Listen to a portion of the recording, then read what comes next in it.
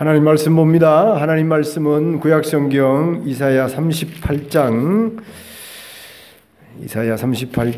전장입니다. 1012페이지.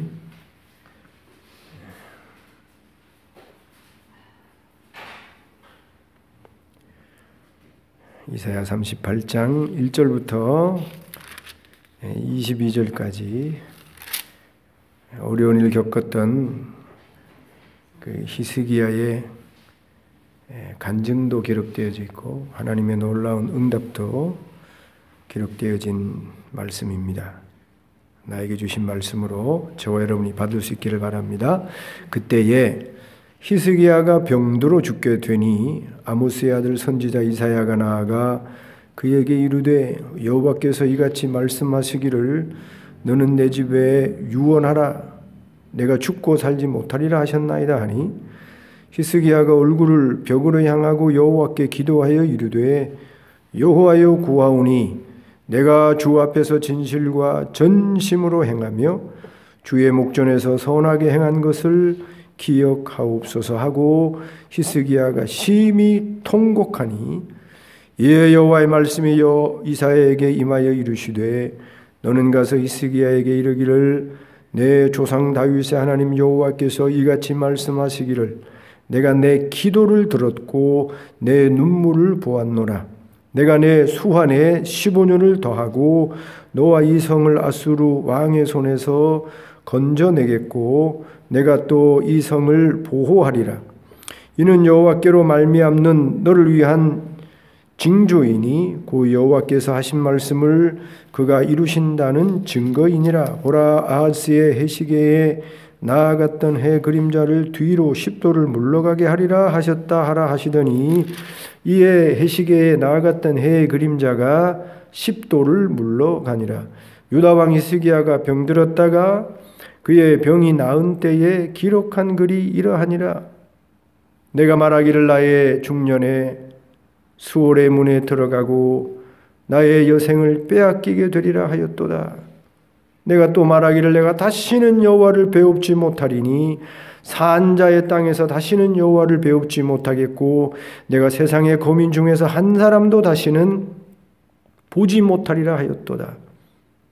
나의 거처는 목자의 장막을 거둠같이 나를 떠나 옮겨졌고 직공이 배를 걷어 마름같이 내가 내 생명을 말았도다.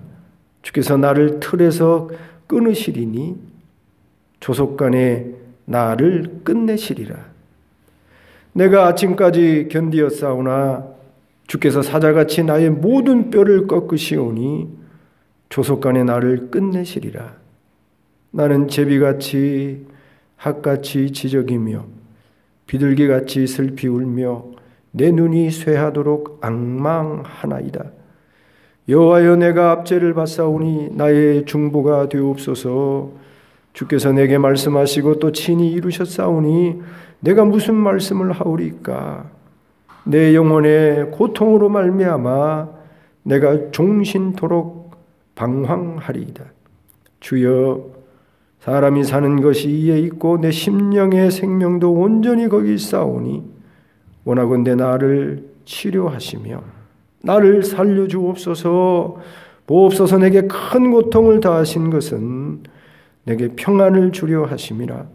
주께서 내 영혼을 사랑하사 멸망의 구덩이에서 건지셨고 내 모든 죄를 주의 등 뒤에 던지셨나이다.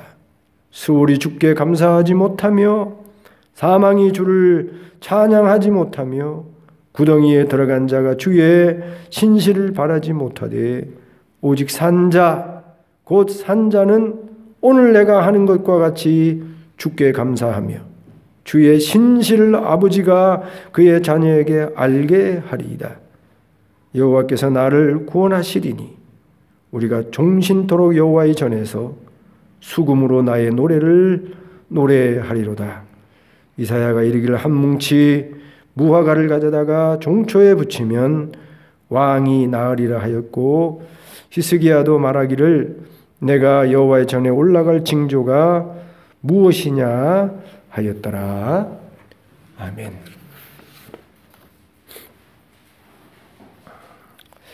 우리 주님께서 낭망하지 말고 항상 쉬지 말고 기도해야 될 것을 제자들에게 가르쳐 주셨고, 가르쳐 주신 것뿐만이 아니라 항상 어떤 상황 속에서도 어렵고 힘든 가운데서나 특별히 일상이 바쁜 가운데서도 쉬지 않고 기도해야 됨을 몸으로 보여주셨습니다.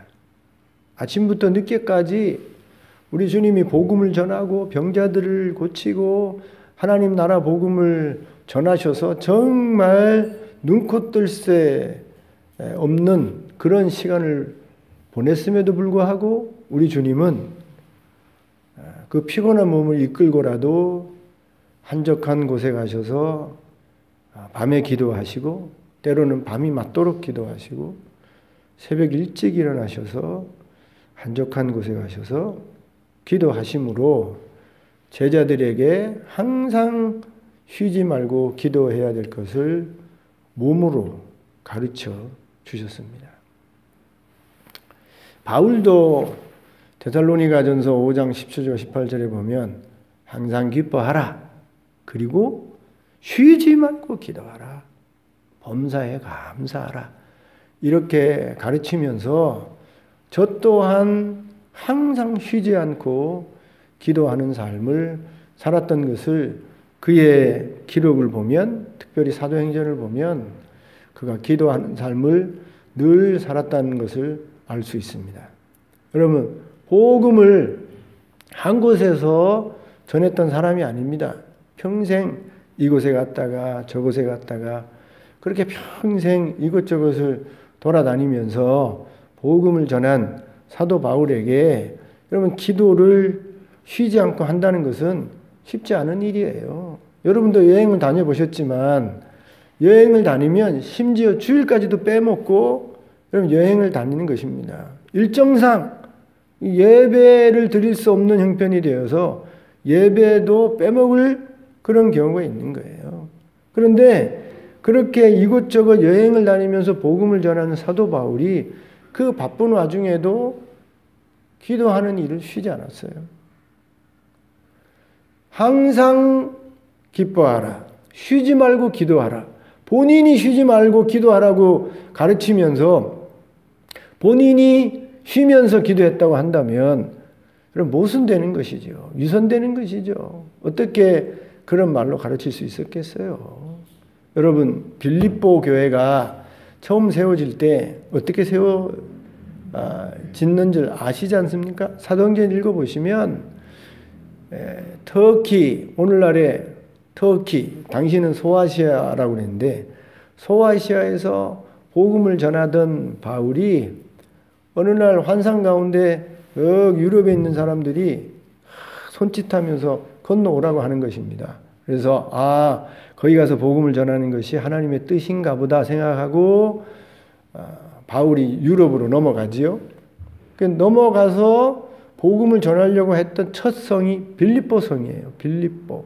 근데 빌립보에 가자마자 복음을 전한 게 아니고 어디 기도처가 없는가 하고 기도할 곳을 찾았던 사람이 바울입니다. 근데 당시에 뭐 교회가 있습니까? 뭐가 있습니까? 그러니까 당시에 기도처는요, 강가예요. 강가. 냇가. 그 냇가에 어디 기도할 만한 적당한 장소가 없는가 하고 바울이 찾다 보니 거기 냇가에서 빨래하는 사람, 자주 옷감 장사, 염색하는 사람, 그 염색해서 옷 파는 사람 루디아를 만나서 거기 기도하러 갔다가 복음을 전하게 된 거예요. 그래서 생겨나진 교회가 빌립보 교회입니다. 기도하러 갔다가 거기서 복음을 전해서 최초로 세워진 교회가 빌립보 교회고, 유럽의 첫 신자가 기도하러 갔다가 루디아라는 첫 신자가 생겨나게 된 것입니다. 우리 주님이 쉬지 않고 기도해야 된다.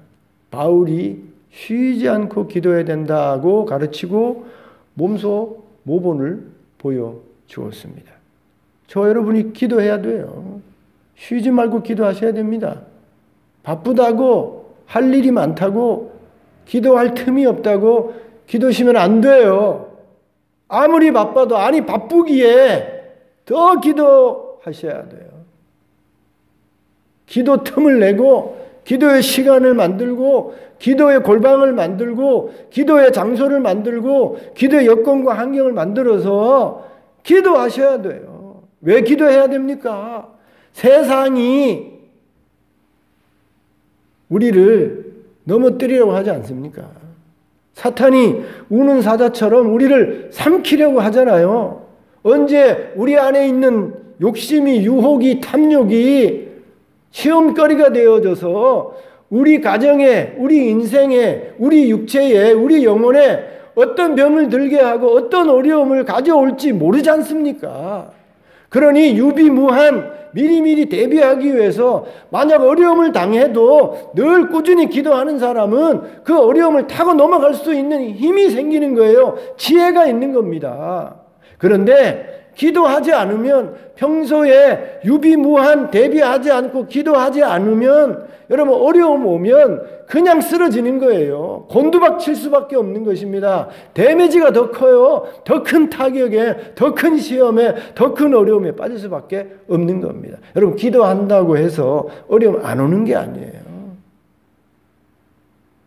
오늘 본문에 보면 기도하던 히스기야에게 어려움이 오지 않습니까? 아수르의 사내립이 쳐들어와서 얼마나 어려웠어요. 히스기야가 하나님의 전에 올라가서 옷을 찢고 그 어려움을 놓고 그 시험을 놓고 하나님 앞에 기도하지 않습니까? 손을 들어 기도하잖아요. 혼자 기도하지 아니하고 백성들과 함께 이사야 선지자와 함께 기도하자고 하면서 하나님 앞에 기도하지 않아요? 그래서 그 어려움을 하나님의 응답으로, 하나님의 역사로 2번이나 넘기게 되어지는 것입니다. 정말 큰 어려움이죠. 유다의 46개의 성이 사네립에게 다 무너졌어요. 이제 남은 성이라고는 예루살렘 성, 튼튼한 라기스 성 정도만 남았지, 이제 그야말로 백척간두, 촛불 앞에, 바람 앞에 촛불 같은 풍전등화의 이런 어려운 상황 속에 히스기야와 백성이 있을 때 그 어려움을 해결하기 위해서 히스기야가 하나님 전에 나아가서 옷을 찢으면서 하나님 구원해 주옵소서, 그렇게 기도해서 어려움을 이겨내지 않습니까? 하나님이 응답해 주셔서 하룻밤만에 18만 5천 명이라는 아수르 군사를 다 죽여버리시고 그 전쟁의 주범이었던 사네립을 그의 아들들을 통해서 하나님이 죽여버리십니다. 그래서 하나님이 깨끗하게 기도로 해결해 주셨어요. 그런데 이렇게 기도하면서 기도로 이겨냈던 히스기야에게 더 이상 문제가 없습니까? 더 이상 시험이 없고 더 이상 어려움이 없고 더 이상 고통이 없습니까? 오늘 본문에 보면요, 2번의 어려움보다 더 큰 어려움이 옵니다. 여러분, 나라와 백성 앞에 오는 어려우면 전체가 겪는 어려움이죠. 전체가 겪는 어려움이에요. 여러분, 전체가 겪는 어려움은 큰 어려움이긴 합니다만 그래도 같이 겪는 일이니까 그래도 조금 위로는 될 수 있어요. 그렇지 않습니까? 주님이 오시는데 내가 개인적으로 주님 앞에 가는 것하고 주님이 재림에서 올 때 다 같이 재림을 맞이하는 것하고 좀 다르지 않아요? 같이 재림을 맞으니까, 같이 심판대 앞에 서니까 그래도 왠지 같이 겪게 되는 일이라서 위로도 되고 두려움도 덜 하게 되는 것이죠. 고통도 덜 할 수 있어요. 그런데 여기 오늘 기록된 38장에 기록된 이 어려움은 같이 겪는 어려움이 아니라 내가 겪는 어려움입니다. 내가 겪는 고통이에요. 이사야와 나눌 수도 없고 다른 백성하고 나눌 수도 없는 거예요. 나 혼자만 겪는 고통인데 그 고통이 죽을 병입니다. 죽을 병이에요.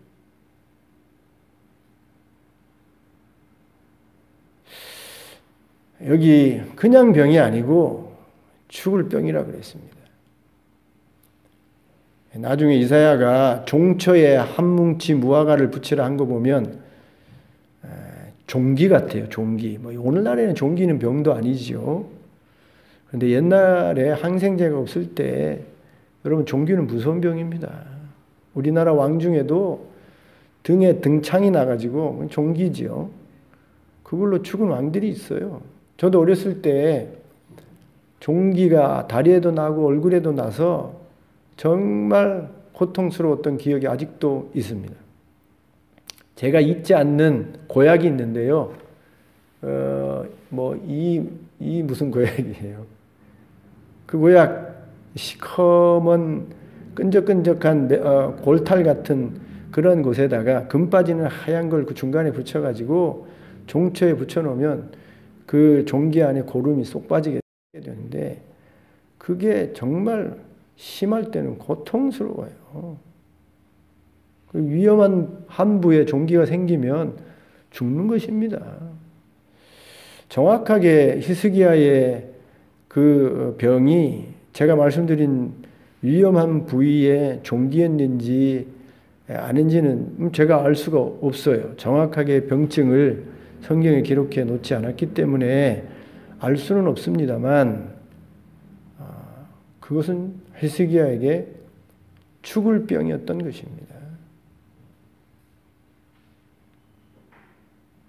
이전에 두 번의 고통은 말씀드린 대로 나라가 전체 백성이 함께 겪는 고통이고 같이 기도를 나누면서 같이 힘을 합해서 극복할 수 있는 그런 어려움이고 고통이었어요. 그런데 이 죽을 병은 나눌 수가 없다니까요. 나 혼자 죽어야 되는 일입니다. 백성이 함께 죽을 수가 없어요. 나 혼자 겪어야 하는 고통이고 아픔이고 두려움이고 해결해야 될 문제였던 것입니다. 앞에 두 번의 문제도 크고 큰 어려움이었습니다만 이 죽을 병은 앞에 개인적으로는요 두 번의 어려움보다 더 심각하고 더 고통을 주는 그러한 어려움인 것이지요. 그런 어려움이 오늘 여기 이 히스기야가 병들었다가 나은 후에 간증을 기록해 놓지 않았습니까? 10절과 20절 말씀을 읽어보면 눈물이 나려고 그래요. 저는 개인적으로. 저는 이 고통을 조금 알거든요. 병을 이 병원 저 병원 다니면서 저도 혹시 암인가 하는 그런 혹들이 여러 개 발견된 적이 있고 심장이 덜컹거리던 그런 경험이 있어서 이 히스기야에 남겨놓은 글이 남의 글 같지 않고 제 경험 같아서 이 간증을 읽을 때 제 마음속에 울컥 하는 그런 느낌이 들어요. 겪어봐야 하는 겁니다. 건강한 사람 몰라요. 제가 늘 말씀드립니다만 가난해봐야 가난한 사람의 심정을 알고 아파봐야 아파본 사람의 심정을 아는 거예요. 어려움을 겪어봐야 어려운 처지에 놓여있는 사람의 그 마음과 고통을 이해하지. 여러분 어려운 처지에 놓여보지도 않고 배고파 보지도 않고 아파 보지 않은 사람은 이해한다고 하지만 절실하게 이해하기가 어려운 것입니다. 여기 보세요. 12절 보세요. 나의 거처는 목자의 장막을 거둔같이 나를 떠나 옮겨졌고 직공이 배를 걸어 마름같이 내가 내 생명을 말았도다. 주께서 나를 틀에서 끊으시리니 조속간에 나를 끝내시리라. 이제 얼마 남지 않았다는 것을 이렇게 느낄 때 얼마나 큰 고통이겠어요. 얼마나 큰 두려움이, 얼마나 큰 절망감이 오겠습니까? 그럼 신자라고 해도요, 두려움이 온다니까요. 걱정, 근심이 있는 거예요. 여기 보세요. 이런 고백도요, 정말 마음이 아픈 고백입니다. 11절. 여기 10절 고쳐봅시다. 내가 말하기를 나의 중년에 수월의 문에 들어가고 나의 여생을 빼앗기게 되리라. 여러분, 중년이라고 고백해 정확한 나이가 기록이 안 돼 있죠. 몇 살쯤 되겠습니까? 대충 계산해 보면 39이에요. 39. 여기 39 된 사람 없지요? 다 그 이상이지 않습니까? 39, 그 중년 팔팔 한참 인생을 즐기며 살고 꿈을 꾸고 계획하고 그런 39 그때에 수월의 문에 들어간다. 이 땅속으로 들어가게 되었다는 것입니다. 11절에 보면 내가 또 말하기를 내가 다시는 여호와를 배웁지 못하리니 산자의 땅에서 다시는 여호와를 배웁지 못하겠고 하늘나라에서는 하나님 보겠지요. 그러나 더 이상 이 땅에서는 살아있는 상태에서 하나님을 더 이상 배웁지 못하게 되었다. 그것뿐만이 아니라 내가 세상의 거민 중에서 한 사람도 다시는 보지 못하리라. 지금까지 사랑해서 서로 웃고 밥 먹고 놀고 그리고 즐거운 시간을 보냈던 아름다운 그 모든 사람들과 다시는 만나지 못한다는 거예요. 다시 하늘나라에서 언젠가는 보겠지만 이 땅에서는 다시는 보지 못한다는 겁니다. 그런 이별의 큰 두려움과 고통을 지금 히스기야가 느끼고 있는 거예요. 여러분, 이런 고통은요, 죽음에 직면해 봐야 알아요.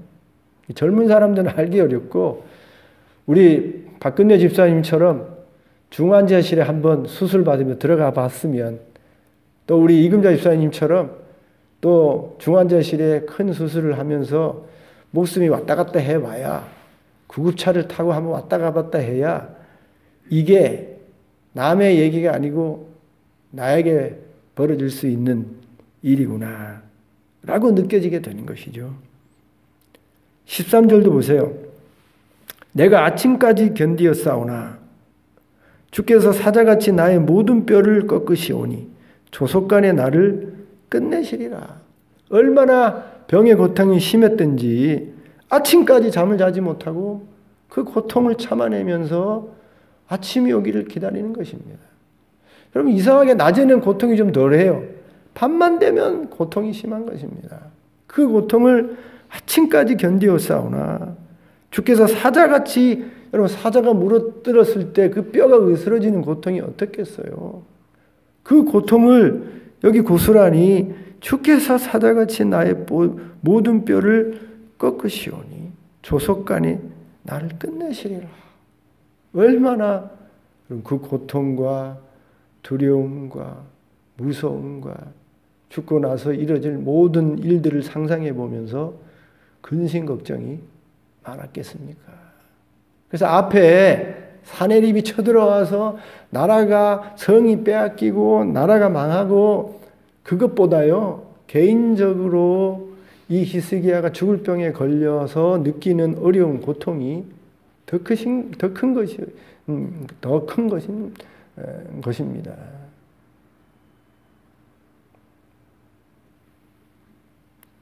그런데 정말 더 낭망하고 절망하게 하는 말을 여기 하나님이 하십니다. 하나님이 하세요. 1절 읽어보시죠. 시작. 그때 히스기야가 병들어 죽게 되니 아모스의 아들 선지자 이사야가 나와 그에게 이르되 여호와께서 이같이 말씀하시기를 너는 내 집에 유언하라. 내가 죽고 살지 못하리라 하셨나이다.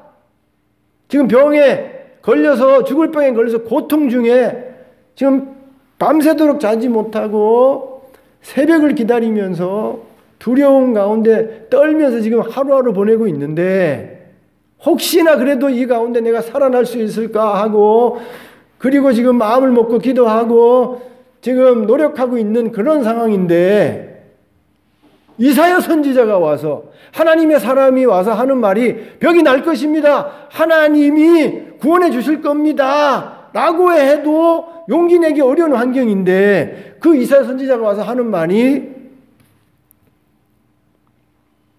내 집에 유언하라. 내가 죽고 살지 못하리라.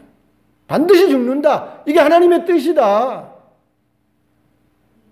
이렇게 선지자가 와서 말을 하니 얼마나 낙심이 되겠어요.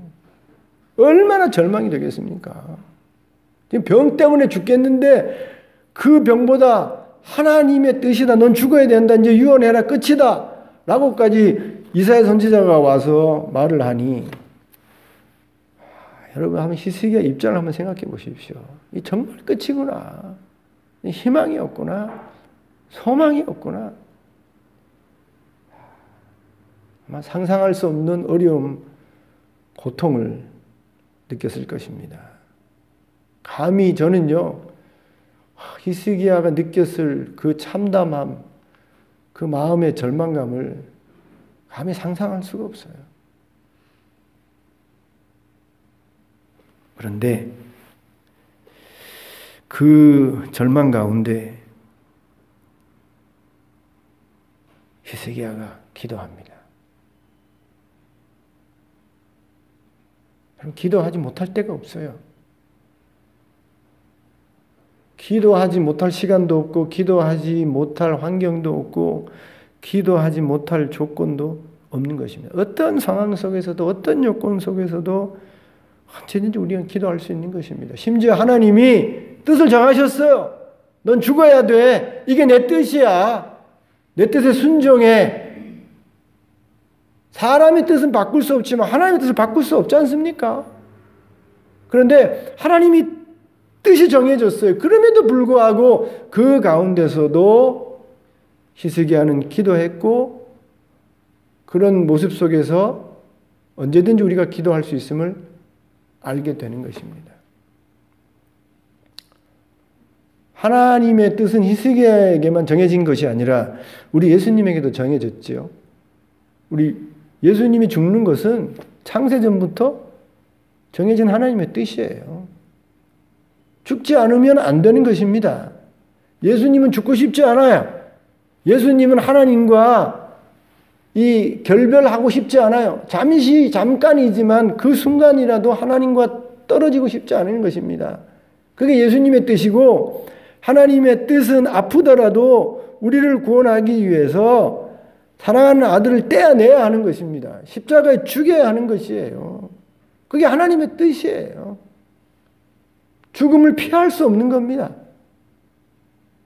그런 상황인데도 우리 예수님이 정해진 하나님의 뜻이 있고 반드시 죽어야 됨에도 불구하고 우리 예수님이 기도하시지 않습니까?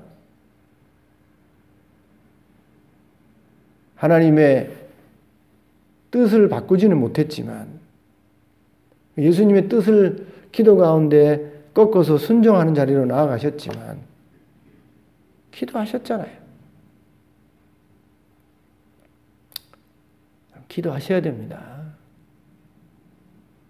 문제가 해결됐다고 아무 일 없다고 평안하다고 여러분 기도 안 하시면 언젠가 정말 여기 히스기야가 피눈물을 흘리면서 고통 가운데 하나님 앞에 매달려 간구해야 되는 그런 어려움이 시험이 여러분에게 다가올지 몰라요.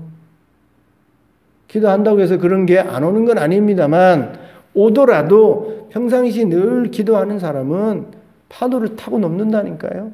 여러분 똑같은 파도라도 서핑 타는 사람하고 그냥 파도를 맞는 사람하고는 완전히 다른 것입니다. 여러분 서핑 타는 사람은 오히려 어려움이 고통이 즐거움이 될 수 있어요.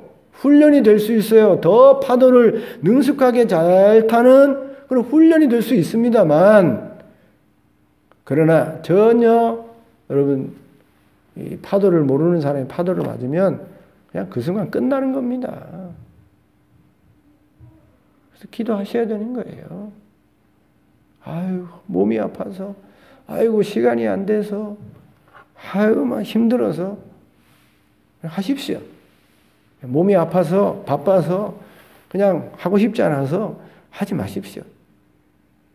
그러면 언젠가 데미지가 큰 정말 정신 차리지 못하는 그런 어려움이 올 때에 정말 당황하게 될 거예요. 그러나 우리 주님의 말씀을 쫓아서 항상 낭망하지 않고 깨어 기도하는 사람이 되어진다고 한다면, 그리고 쉬지 않고 바울이 말씀하신 그 말씀대로 쉬지 않고 기도하는 훈련을 하게 된다면 시험을 이겨내고 어려움을 오히려 축복의 방편으로 만들어내는 그런 복이 있게 될 것입니다. 사랑하는 성도 여러분, 어려움이 다가오고 있습니다. 시험이 다가오고 있어요. 더 복되고 아름다운 삶을 살기 위해서 저와 여러분이 기도해야 됩니다. 아멘? 기도하셔야 돼요. 오늘 히스기야의 기도의 모습이 짧지만 나와 있는데, 이 기도의 모습을 통해서 하나님이 응답하시고 하나님께 상달되는 기도가 어떤 기도여야 하는지를 우리가 살펴볼 수 있습니다.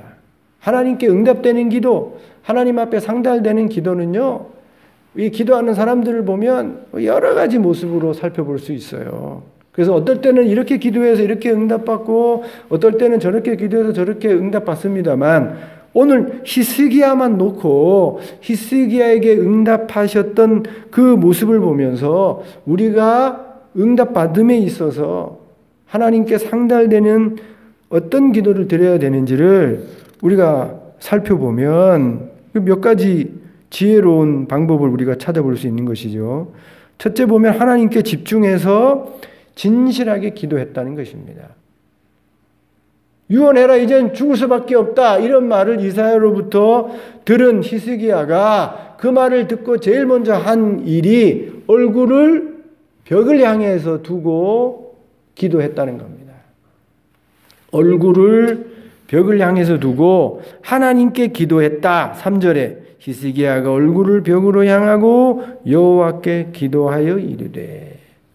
왜 벽을 놓고 기도했는가? 여러 가지 해석이 있어요. 벽을 놓고 기도했다는 말은 그쪽 방향이 성전이 있는 방향이기에, 성전이 있는 방향이 만약 창문이 있었다고 한다면 다니엘처럼 성전을 향해 있는 창문을 열어놓고 기도했겠죠. 그런데 성전을 향한 그 부분이 벽이었다고 한다면 그 벽을 앞두고 기도를 했겠지요. 그래서 벽을 향했다는 것을 어떤 분은 그곳에 하나님의 성전이 위치해 있기에 그 성전을 향한 벽을 두고 하나님 앞에 기도했다, 이렇게 해석하는 분도 있어요. 뭐 옳겠죠. 또 다른 해석은 영어로는 디스터브라 그러는데 막 여기 저기 기도를 집중하게 하지 못하는 그런 일들을 다 극복하고 오로지 하나님에게만 집중해서 하나님만 바라보고 기도하기 위해서 벽을 보고 기도했다라고 해석하는 사람도 있습니다. 저는 두 개 다 해당된다고 봐요. 특별히 저는 오히려 성전을 향해서 기도했다라는 것보다 자기의 집중력을 기도하는 데에 마음을 뺏어가는 그런 모든 것들을 다 그 방해물을 제거하기 위해서 아무것도 보이지 않는 벽을 두고 하나님에게만 집중하기 위해서 벽을 보고 기도했다라는 것에 저는 더 옳다고 생각하고 그런 해석을 받아들입니다. 여러분, 저와 여러분이 기도할 때 어떻게 기도해야 되냐면 기도를 방해하고 기도를 집중하지 못하게 하고 하나님을 바라보지 못하게 하는 모든 것들을 제거하고 하나님에게만 집중해서 기도해야 하는 것입니다. 여러분, 기도해 보시면 기도를 하나님께 집중하게 하지 못하는 많은 방해물들이 있음을 저 여러분이 알지 않습니까? 특별히 여러분 대표 기도하게 되면 하나님께 집중하기가 쉽지 않아요. 왜냐하면 내가 하나님께 대표로 기도합니다만 지금 기도를 다른 사람이 듣고 있는 거예요. 다른 사람의 마음을 담아서 기도도 해야 되고 또 다른 사람도 내 기도를 보고 듣고 심지어 평가까지 하기 때문에 그런 모든 것을 염두에 두고 하나님께 대표로 기도하다 보면 하나님, 정작 내가 기도하는 하나님에게 집중하지 않고 내 기도를 듣고 함께하고 심지어 평가까지 하는 다른 성도들까지 염두에 두고 기도할 때가 많은 것이죠. 그래서 기도가 방해가 돼요. 정말 내가 온전히 하나님에게만 집중해서 하나님이 들으시는 기도를 해야 되는데 하나님에게 집중하지 않고 다른 것에 집중되어져서 그 기도가 흐트러질 때가 있는 것입니다. 여러분 그런 기도는 하나님이 응답하시기가 어려운 기도예요. 예수님 당시에 바리새인들이 하나님 앞에 기도하는데 하나님께 기도하는 게 아니에요. 누구에게 지금 기도합니까? 사람들에게 기도하는 거예요. 사람들이 저 바리새인 경건하고 저 바리새인 기도 잘하는 바리새인인데 하고 그 사람들이 평가하는 그 평가를 바라보면서 바리새인들은요 기도하는 겁니다. 예수님이 그 기도를 외식하는 기도라. 외식하는 기도. 하나님을 바라보고 하나님께 기도, 하나님께 집중된 기도가 아니라 사람들을 감동시키기 위해서, 사람들에게 평가받기 위해서 사람들을 향해서 하는 기도이기 때문에 그런 기도는 외식하는 기도를 하나님이 들으실 수 없는 기도였던 것이죠. 그런데 히스기야는 지금 죽게 생겼는데, 지금 끝나게 생겼는데, 여러분 다른 사람 볼 지금 시간이 없는 거예요. 하나님께만 집중해서 하나님만 바라보고 벽을 향해서 온전히 하나님만 바라보고 기도했던 것입니다. 저 여러분 그렇게 기도해야 되는 거예요. 여러분 기도하실 때 이런 기도하려고 애를 쓰십시오. 뭐 개인적인 기도 때는요, 다른 사람 뭐 보지 않으니까 집중해서 기도할 수 있습니다. 특별히 대표 기도할 때는 여러분 적어서 기도하더라도 뭐 중언부언하지 아니하고 짧은 시간, 제한된 시간 내에 우리의 마음을 담아서 대표로 기도하기 때문에 적어서 기도하더라도 여러분 그 기도 속에 다른 사람 바라보는 게 아니라 온전히 하나님만 바라보고 하나님만 집중해서 여러분 하나님이 들으시는 기도하려고 저와 여러분이 노력해야 하는 것이, 훈련해야 하는 것이에요. 그럴 때 한마디라도 화려한 미사여구가 아닌 기도라도 그 하나님께 집중한 그 기도를, 하나님께만 하는 기도를 하나님이 기쁘게 받으시는 것이죠. 그래서 훈련해야 되는 겁니다. 두 번째요. 여기 진심과 전심 그리고 선한 행위 속에 히스기야가 기도해서 응답받는 것을 볼 수 있습니다. 3절에 보면 이르되 여호와여 구하오니 내가 주 앞에서 진실과 전심으로 행하며 주의 목전에서 선하게 행한 것을 기억하옵소서. 히스기야는요 앞뒤가 다른 그런 신앙생활을 하지 않았습니다. 기도 따르고 삶 다른 삶을 살지 않았어요. 삶과 기도가 일치하는 삶을 살았던 것입니다. 말씀드린 대로 바리새인들, 성전의 대제사장들, 서기관들, 예수님이 외식하는 자들이라고 책망하시고 심지어 이 사탄의 자식들아라고 책망까지 하셨는데 왜 그렇게 한 것입니까? 하나님 앞에 제사하고 11조 드리고 사람들에게 가르치는 것과 실제로 사는 삶과 괴리가 있었던 것이에요. 차이가 있었던 것입니다. 앞뒤가 다른 것이에요. 그러니 그런 거짓되고 외식된 입에서 나오는 기도를, 그런 신앙생활을 하나님이 기쁘게 받으실 수가 없는 것이지요. 하나님은 우리의 마음을 창조하신 분입니다. 중심을 원하시는 분이에요. 특별히 우리의 전심을 다해서 진실하게 하나님께 신앙생활하고 삶을 살기를 원하고 그런 삶 속에서 하나님께 드려지는 기도를 주님이 원하시는 거예요. 외식된 기도를 누구보다 잘 아시고 그런 기도를 하나님 듣지 않는 것입니다. 그런데 히스기야는 평상시에 하나님 앞에 진실하게 살았어요. 하나님 앞에 전심을 다했어요. 그리고 사람들 앞에 선한 삶을 살았어요. 그래서 하나님께 영광이 되고 기쁨이 되고 향기가 되는 삶을 사는 가운데 하나님 앞에 기도했던 것입니다. 삶과 기도가 일치했어요. 여러분 성경을 보시면 이스라엘 백성이 하나님께 부지런히 기도하는데 하나님이 듣지 않습니다.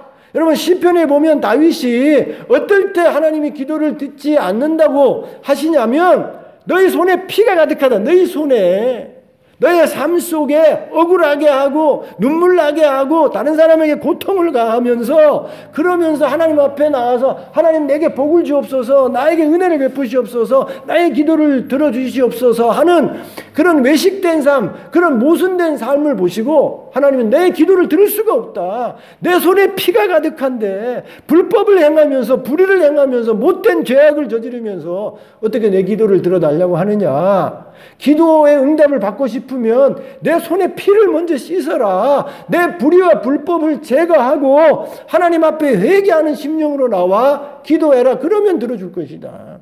그게 여러분 성경의 기록이에요. 그런데 얼마나 우리가 삶과 일치하지 않는 기도의 생활을 할 때가 많습니까? 적어도 회개하면서 적어도 돌이키면서 뉘우치면서 여러분 기도해야 되지 않겠어요? 뻔뻔하게 자기 자신은 돌아보지도 않고 온갖 욕심과 유혹과 정욕과 이기심과 죄악으로 살아가면서 하나님 앞에 손을 벌려 하나님 들어주십시오. 여러분 같으면 들어주겠습니까?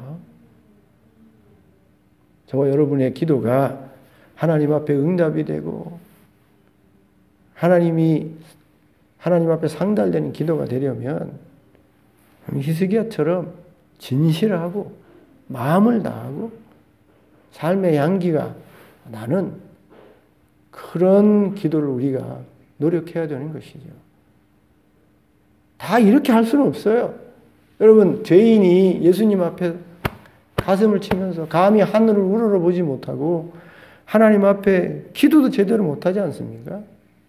우리의 삶이 히스기야처럼 전심, 진실, 선을 행하면서 다 그렇게 기도할 수 없어요. 그러나 적어도 하나님 앞에 나는 죄인입니다. 뉘우치면서라도 그런 진실과 그런 중심의 마음을 가지고라도 하나님 앞에 기도해야 되는 것이지요. 히스기야는 그렇게 기도해서 하나님 앞에 응답받았다는 것이에요. 세 번째 보면 여기 그렇게 되어 있어요. 3절 하반절에 보면 히스기야가 심히 통곡하니 그랬어요. 여러분 앞에 사네립에 어려움을 당할 때 히스기야의 기도하는 모습을 보게 되면 옷을 찢었다 그랬어요. 옷을. 마음의 참담함을 그 두렵고 무서움을 옷을 찢으면서 하나님 앞에 표현하면서 기도했죠. 그런데 심히 통곡했다 라는 말은 안 나와요. 그런데 여기 이제 죽게 되어졌다. 하나님이 이제는 유언해라. 너는 끝이다. 라는 이 문제 앞에 히스기야가 기도할 때 심히 통곡했다는 것입니다. 눈물은 그냥 나오는 게 아니에요. 그냥 여러분 가식적인 기도, 사람을 속이려는 눈물이 아니라 정말 이 속에서 주체할 수 없이 여러분 쏟아나오는 이 눈물은요. 진실할 때 그리고 간절할 때 나오게 되는 것입니다. 하나님 앞에 언제 우리의 기도가 응답이 되고 상달이 되어지는가? 간절할 때요, 간절할 때. 물론 간절하지 않아도 하나님 들어주세요. 제가 앞에서 말씀드린 것처럼 하나님은 전지하셔서 얇은 기도든 깊은 기도든 하나님 앞에 진실하게 기도하는 것이든 외식해서 기도하는 것이든 하나님 모르시는 게 없어요. 다 들으세요. 그러나 하나님의 보좌를 움직이며 하나님으로 감동하게 하고 하나님으로 여러분 응답하게 하시는 그런 많은 기도 가운데 간절한 기도는 하나님의 보좌를 움직이는 거예요. 하나님의 마음을 움직이는 겁니다. 하나님의 뜻까지 바꾸는 거예요. 옛 야곱이 천사와 씨름하던 그 믿음을 주옵소서. 우리 금방 부르지 않았습니까? 야곱이 어떻게 여러분 기도합니까? 형이 400명의 군사를 이끌고 야곱을 죽이겠다고 지금 오고 있어요. 다시 라반의 삼촌 집으로 돌아갈 수도 없어요. 라반 삼촌하고도 이제 어긋났어. 계약을 해서 더 이상 넘어가지 않겠다고 했어요. 이제 진퇴양난인 겁니다. 그런 어려움에 처해 있는 야곱이 야복강에서 어떻게 기도합니까? 밤새도록 하나님의 사자와 씨름하면서 나를 축복하지 않으면 보내줄 수 없습니다. 얼마나 간절하게 기도해요. 얼마나 간절하게 기도합니까? 그렇게 간절하게 야곱이 기도했더니 하나님이 한두 표를 쳐서 이름을 이스라엘이라고 바꿔주시면 응답해 주시지 않아요? 여러분 엘리야가 850명의 바알 선지자와 아세라 선지자와 지금 하나님의 응답을 놓고 지금 대결을 하고 있습니다. 죽고 죽이는 싸움이에요. 하나님의 응답이 없으면 이사야가 죽는 거고 이사야 응답이 있으면 바울과 아세라 신자가 그 선지자가 죽는 겁니다. 죽고 죽는 싸움이에요. 그때 기도하는 거예요. 어떻게 기도했겠습니까? 간절히 기도하는 거예요. 불로 응답하소서 응답하소서. 엘리야의 하나님 간절히 기도하는 거예요. 불이 내려오는 것이죠. 불이 내려온 이후에 그리고 바알과 아세라 850명을 다 죽인 이후에 또 어떻게 합니까? 비가 내려와야 되지. 비가 와야 되잖아요. 불만 응답하는 걸로 끝나는 게 아니고 비가 와야 되니 비가 어떻게 비가 옵니까? 성경에 보면 7번 놓고 기도합니다. 7번. 여러분 7번을 그냥 숫자로 보시면 안 돼요. 완전수란 말이에요. 할 수 있는 데까지 다 하는 거예요. 간절히 기도했다는 겁니다. 여러분 똑같은 제목을 놓고 간절히 거기 보면요. 엘리야가 머리를 자기 사타구니 속에 집어넣고 기도를 해요. 여러분 오늘 가셔서 한번 해보세요. 그렇게 할 수 있는가? 그게 간절함의 표시인 겁니다. 하나님 앞에 비를 내려 주옵소서 하고 간절히 기도하는 거예요. 한 번 해도 안 오고 두 번 해도 안 오고 세 번 해도 안 오고 그 세 번 안에 저 끝에서 조그마한 구름 같은 게 보여요. 또 가서 기도합니다. 지금 히스기야가 그렇게 기도하는 거예요. 심히 통곡하면서 간절히 기도하는 거예요. 그런 히스기야의 간절한 기도, 그런 히스기야의 외식되지 않는, 모순되지 않는 삶과 일치된 기도, 그리고 하나님께만 집중해서 하나님만 바라보고 지금 나를 살려주고 구원하실 분은 하나님밖에 없으니 그 하나님에게만 매달려서 집중해서 기도하는 그 기도 가운데 히스기야가 응답을 받게 되는 겁니다. 죽는 게 하나님의 뜻이에요. 이사야가 유언해라. 죽는다. 하지 않았습니까? 그런데 이런 히스기야의 기도를 들으시고 하나님이 5절에 다 같이 읽어봅시다. 5절 다 같이 시작. 너는 가서 히스기야에 이르기를 내 조상 다윗의 하나님 여호와께서 이같이 말씀하시기를 내가 내 눈물을 보았노라. 내가 내 수한에 15년을 다해. 하나님이 바꾸신 겁니다. 하나님이요 합당한 건 바꿔요. 하나님의 섭리가요, 저기 알라처럼 고정된 게 아니에요. 하나님의 섭리는 우리의 기도와 우리의 순종을 통해서 아름답게 하나님의 섭리도 바뀌는 겁니다. 니느웨가 끝나는 거예요. 40일 후면 끝난다. 요나가 그 정해진 뜻이에요. 근데 요나가 가서 회개하라 선포했더니 그 니느웨 성의 왕과 백성이 베옷을 입고 금식하고 기도했더니 하나님 뜻을 바꿔서 죽어야 될 니느웨가 살지 않습니까? 여러분, 기도하지 못할 상황은 없어요. 어느 상황, 어느 때, 어느 장소, 어느 여건 속에서도 저와 여러분이 기도해야 하는 것입니다. 기도하셔야 돼요. 기도해야 여러분 어려움을 넘어갈 수 있는 거예요. 기도한다고 어려움이 없는 건 아닙니다만 기도해야 어려움을 탈 수가 있는 거예요. 어려움을 타고 오히려 축복의 자리로, 오히려 더 성숙한 자리로, 더 하나님을 깊이 아는 자리로, 더 소망 가운데 천국을 바라보는 자리로 나아갈 수 있는 거예요. 기도하지 않으면 그냥 어려움을 그냥 당하는 겁니다. 그때 눈코 뜰 새 없이 목사님 평상시 하셔야 돼요. 평상시. 여기 오셔서 기도하시고 집에 골방에서 기도하시고 기도하세요. 이런 응답이 있고 이런 하나님의 은혜 역사가 있는데 왜 기도하지 않겠습니까? 전심을 다해서 간절히 하나님만 바라보고 기도하십시오. 오늘도 어떤 문제든지 하나님이 들으시고 해결해 주시고 은혜를 주시는 역사가 있게 되는 것입니다. 특별히 여기 병이 치유되는 병이, 여러분 병 중에 있는 분 기도하세요. 내 병을 고쳐달라고 기도하십시오.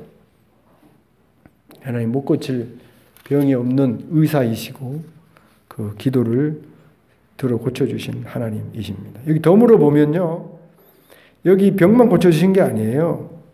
여기 보면 하나님께서 6절에 보면 너와 이 성을 아수르 왕의 손에서 건져내겠고 내가 또 이 성을 보호하리라. 하나님이 병만 고쳐주신 게 아니라 덤으로 구원까지 해주시는 것을 볼 수 있는 것입니다. 기도하셔서 이런 응답의 역사, 구원의 역사, 축복의 역사를 경험하고 체험하고 맛보는 저와 여러분 될 수 있기를 주님의 이름으로 축원드립니다.